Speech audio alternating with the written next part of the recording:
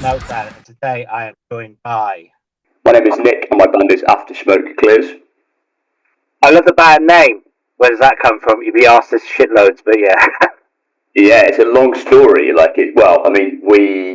had a previous name which we weren't particularly happy with, and it's actually kind of boring. Like we just sat in a coffee shop and like we all brought a few names to the table. There was no real like particular meaning behind it. It was just a name that resonated with us all. So it's actually pretty boring to be honest. The reason why it came about.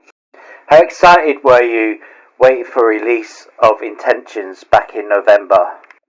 Yeah, really excited. It's obviously it's in the wild now, so it's been released for a couple of weeks, and we're really happy with the response. It's been an amazing kind of few weeks for us. Like our audience has really grown, and we're getting people all over the world kind of sending us messages. And the other day we actually had a message from someone in China who had bought some merch and was just like absolutely love your stuff and keen to spread the word. So that's why we do it. You know, it's just it really is like that's one amazing aspect of the world we live in with the web. Like we have the ability to push our music worldwide, and that's amazing. Yeah, How hard is it to get the attention in the UK that you rightly deserve? it's a very saturated market, so there's a huge saturation of bands, and I think that like the ratio of like artist to fan is completely skewed. So obviously it's a very niche market, and there's just I think a huge saturation of bands really, many of which are very good. So it's also like this. That's the other challenge. Is like there's so many good bands, Yeah. and I think part of the reason for that is the barrier to entry for creator music is getting lower and lower because you record in your home, like you can program the drums, like you don't actually need and you can like get your mix done remotely. So I think gone are the days where you need to you can do, and often you will get a better product, but you don't have to actually spend a load of money to get a decent sounding track. So I think that's lowered the barrier to entry, and that's just like a huge influx of people who want to create. So yeah, it just makes it a very competitive Yeah. marketplace. Yeah. Totally, man. I mean, I've been doing this a long time. I remember when I used to just like get 2 or 3 CDs through the mail a week, and now it's like constant. My inbox is full, constant. New release, new release, Yeah. new release. It's hard to keep up. It really is. Going back to the album, can you give us a little bit of an idea about the inspirations lyrically for Intentions and the amazing artwork? Yeah, so actually the artwork is something we're one of the things we're most happy with. Had some fun and games getting it done. We were wondering how it took a long time to get it ready, but we were really when we saw it, we were all like, wow, like this is just perfect for us. So the main kind of one of the aspects of the lyrical themes of the album the album is called Intentions. So a lot of it is like our previous album. It's about exploring the kind of the mentality and the game of life, really, and about how what you intend in your mind can have a real significant impact on the reality outside of you. And we tried to kind of symbolize that in this artwork, just like showing the different states of mind and showing how like that can be improved in certain ways. So that's a central theme to the message of the album, really, and the artwork hopefully kind of symbolizes that quite nicely. For the end of the year, have you got anything lined up? And next year, hopefully, festivals. Yeah, we've got a couple of shows coming up in February. That's still to be like a little UK run, which is going to be announced pretty soon. And then obviously getting some stuff booked in for festival season in the summer as well. So we're gonna try and do a European tour next year. That's the tentative plan. So yeah, lots in the pipeline. But I think for the rest of the year, just trying to enjoy the kind of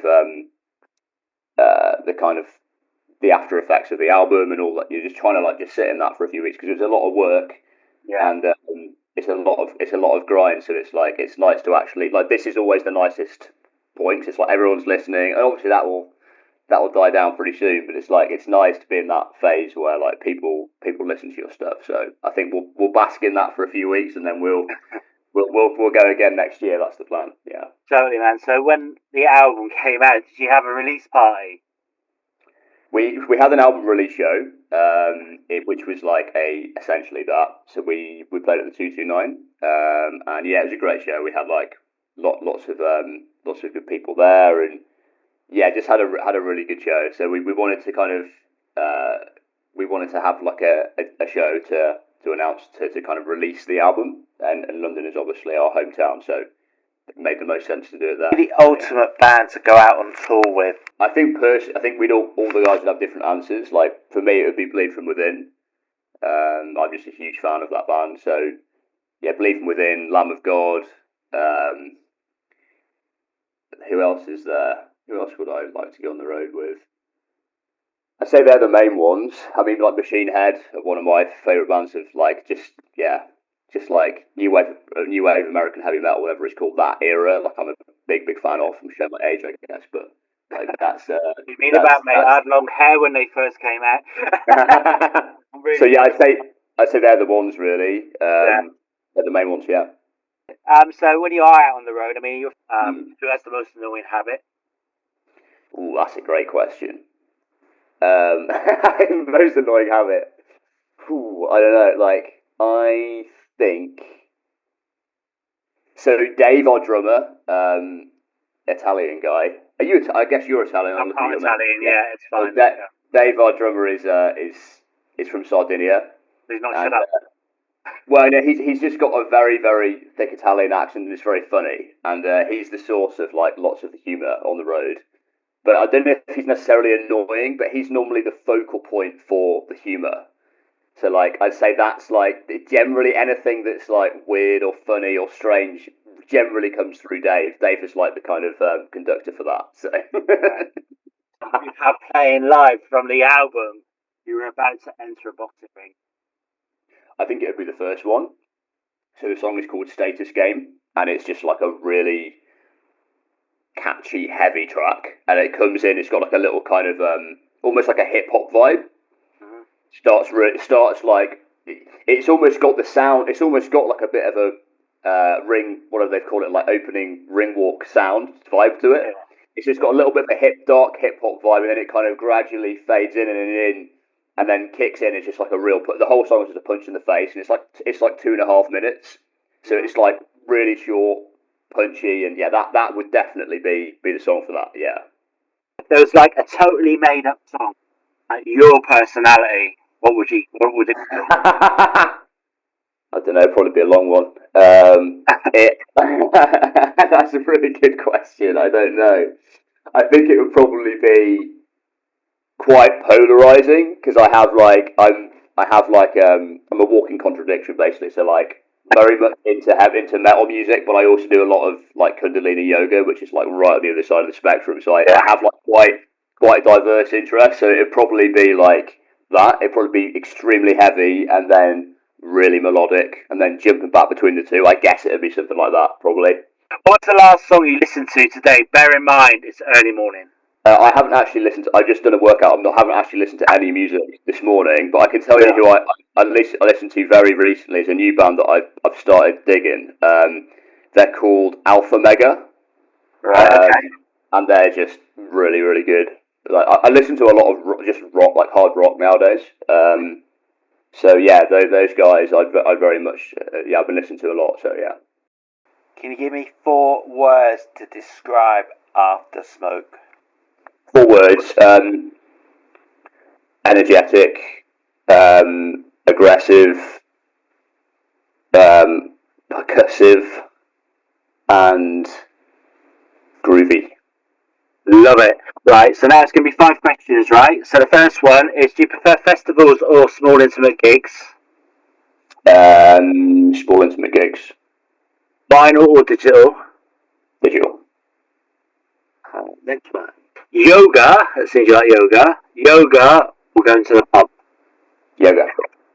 Love it. Are you Saints or Sinners as a band? I'd say Saints.